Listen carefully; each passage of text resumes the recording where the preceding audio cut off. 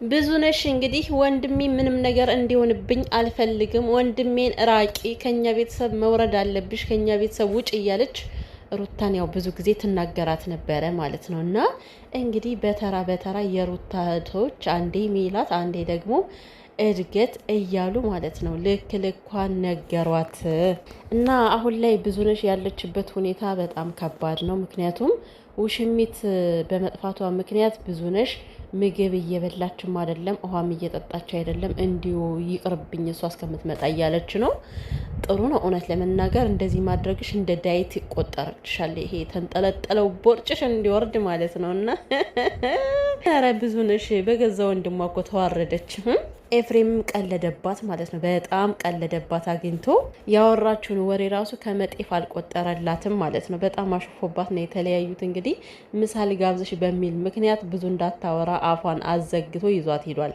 ሰላም ሰላም ቤተሰብ እንዴት ናችሁልኝ? ደህና ናችሁ ውዶችዬ? ያላችሁ ኑሩልኝ የኔ ውዶች፣ ሰላማችሁ ይብዛልኝ። እንግዲህ ቤተሰብ ያው ብዙነሽ በጣም እየቀለለች ስለሆነ መቅለሏን በዛ። ተይ አትቅለይ፣ ትልቅ ሰው አይቀልም፣ ሰከን ሲል ነው እንላለን። እሷ ጭራሽ እብደቷን መቅለሏም እየጨመረ ነው የመጣው እንጂ ምንም የምትቀንሰው ነገር የለም ማለት ነው። በተለይ ሩታ ላይ በጣም ተነስታለች። ያው ሩታን ለመጣል ይመስላል የተነሳችበት መንገድ እና ባይሆን አይሳካልሽም ብዙነሽ። እውነቱን ስነግርሽ ያው የፈለገ ነገር የፈለገ እርምጃ ልትራመጅ ትችያለሽ። ሩታ ግን መቼም ወድቃ ነው ማታያት። ኤፍሬምንም አግኝታው ነበረ። እድገትና ሜላትም ልክ ልኳን ነግረዋታል። እውነት ብዙ ጊዜ ምንድነው ልክ እሷ ብቻ ወንድም ያላት ልክ እሷ ብቻ እህት ትመስላለች ብዙነሽ ባወራሯ ስትረዷት ማለት ነው። ሩታ ቤተሰቦቿ ወጥተው ስለማይናገሩ ነው እንጂ ማለት ነው አንቺን በአንድ ቃል ብቻ አፈሽን ያዘጉሻል። እውነት ስነግርሽ ማለት ነው። እና ወንድም እንደሌላት እህት እንደሌላት አድርገሽ ከዚህ ጋር መመጻደቆ በጣም አስፈላጊ ነገር አይደለም። ምክንያቱም እንደምታዩ ሩትዬ በጣም ጀግና የሆነ ወንድም አላት፣ የተማረ ለዛውም ዝም ብሎ በሆነ ባልሆነው ወጥቶ አፉን የማይከፍት ወንድም ነው ያላት። በሚገባ አይተሸዋል። በጣም የተንቀባረረ ወንድም ማለት ነው። እና ስነ ስርዓቱን ጠብቆ የሚነጋገር ንግግሩ ራሱ እንዴት ደስ እንደሚል ማለት ነው። ወንድ ልጅ እንደዚህ ሰከን ያለ ሲሆን ነው። ዴቭና የሩታ ወንድም አንድ አይነት ባህሪ ያላቸው ይመስላል። ግን እኔ ልንገራችሁ ብዬ ነው። እኔ ዴቭን አሁን በጣም እንትን እያልኩት ነው። ይሁን አንዳንዴ የሚሽረከረከው ነገር አለ። ገብቷችኋል? ወደ ሄርሜላም ወደ ሩታም አቋም የሌለው እየሆነብኝ ነው ማለት ነው። ሆኖም ግን ከሌሎቹ በምንጣሙ ዴቭ በምንጣሙ ምክንያቱም በእጥፍ ይበልጣቸዋል ብዬ አስባለሁኝ። እና ምንድን ነው እንግዲህ የተፈጠረው ነገር ማለት ሜላት ሩታን እንደዚህ አግኝተሽ እንድታወሪያት አንፈልግም፣ ወንድሜን አትበይ፣ እኔም እህቴን አፍሽን እንድትከፍችባት አልፈልግም ብላታለች። እድገት ባለፈው በሰራችው ቪዲዮ ላይ ማለት ነው። ምክንያቱም ትክክል ናት።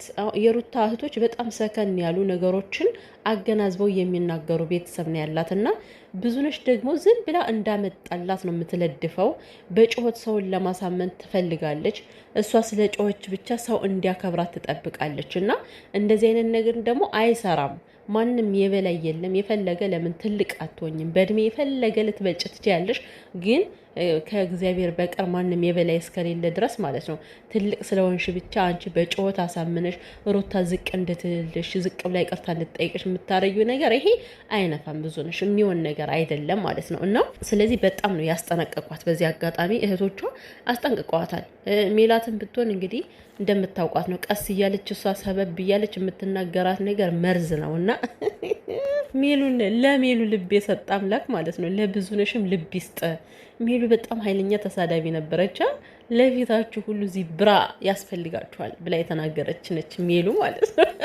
ከዚህ በፊት ስትሳደብ ፊታችሁ ራሱ ጡት ማሳያዣ ያስፈልገዋል ብላ የተናገረች ሰው ነች። እና ምንድነው እሷ ራሱ ሰከን ብላለች። ስለዚህ ብዙነሽም በልክ እንደ ሜሊ ነገሮችን ብታገናዝብ የተሻለ ነው። እና ዝም ብሎ የሰው ወጥቶ ወንድም ስለሆነ ብቻ ልዘልፊ አይገባም።